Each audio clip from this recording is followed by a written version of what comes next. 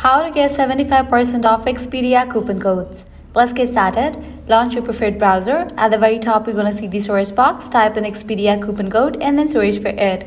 Different website links will appear. Navigate to this one website option, couponfollow.com. This is a legit website where you're going to find amazing offers and deals for Expedia. Once you're on the website, just scroll down and check out the offers. 25% off, 30% off, 50% off, and many more. Head towards the offer that you want to grab. Just go ahead and click on it. With that, you want to get the code for it.